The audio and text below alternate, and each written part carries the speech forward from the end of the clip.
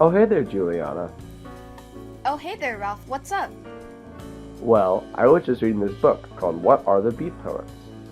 Oh, wow. What are the Beat Poets? Well, let me read the book first. The Beat Generation was a social and literary movement of young writers that focused on post-war consumerist America. The name comes from various puns regarding beats trying to turn it around with a positive spin. For instance, rather than thinking of beats in terms of beaten down, as it was often by other contemporary movements, they would say it in terms of upbeat. The Beats did not often have much of an opinion politically, and instead focused on personal enlightenment. Because of this, these writers and poets were often involved in psychedelic drugs and tended to convert to Zen Buddhism. Plus, they really liked jazz. Such activities were in response to high conformity of the time. Poets wanted to bring poetry back to the streets, and so looked towards liberating poetry by using experimental prose formats rather than strict, pre-modernistic styles of before. Many of these texts were read publicly in coffee shops and bookstores.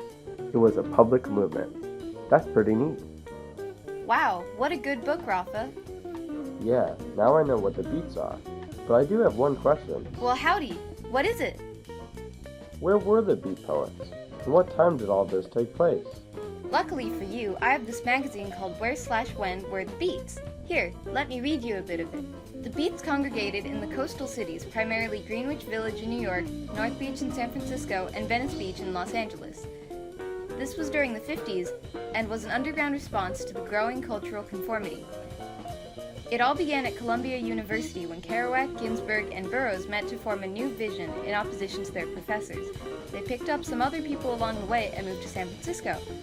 All of these men had a lot of problems getting attention, but the Beats moved onto the scene after the Six Gallery poetry reading in San Francisco. Many significant meeting places of the Beat generation, such as Skylight Books in San Francisco and the White Horse Tavern in New York, are still in operation today. Dang, Juliana, thank you so much. Now I know even more about the beat poets. Huh, you think you know about the Beat Poets? Well, riddle me this. Who were some Beat Poets? I would really like to read some poems. Well, luckily for you, I have the paper right here with me. And aha! Right here on the front page is a list of the main beat poets. Here, I'll read it to you. Allen Ginsberg was an important figure in the Beat movement. He wrote poetry and took part in many peaceful protests against the Vietnam War and war on drugs. His works, including America and Howl, focused on consumerism and anti-war sentiments. William S. Burroughs was an author and visual artist that contributed greatly to beat culture. In addition to being a beat poet, he also explored paranoid fiction.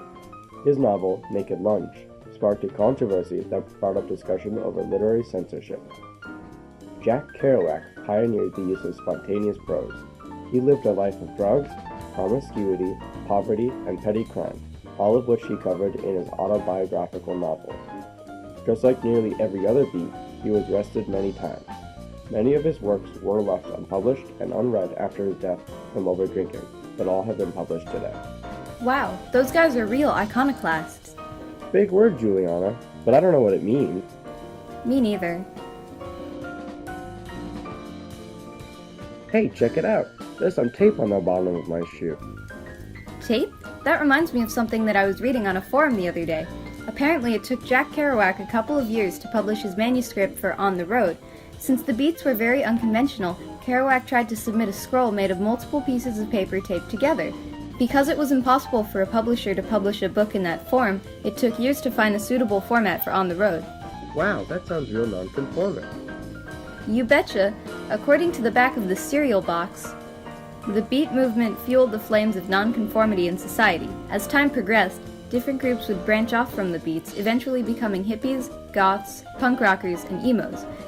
Naked Lunch was banned for obscenity and was unable to be published for many years. In 1966, the Massachusetts Supreme Court overturned this ruling, effectively ending literary censorship in the United States. Many musicians of the 60s and 70s were strongly influenced by the Beats. People like Bob Dylan sang about issues of race, drugs, and freedom of expression, all topics that the Beat generation discussed. Allen Ginsberg was Bob Dylan's favorite poet. Janis Joplin's hit "Oh Lord, Won't You Buy Me a Mercedes-Benz" was written by Beat poet Michael McClure. Wow, the Beat generation really is everywhere. Yeah, they really had an impact, didn't they? We learned so much. Hey, we should do this again sometime. No, thank you. Done.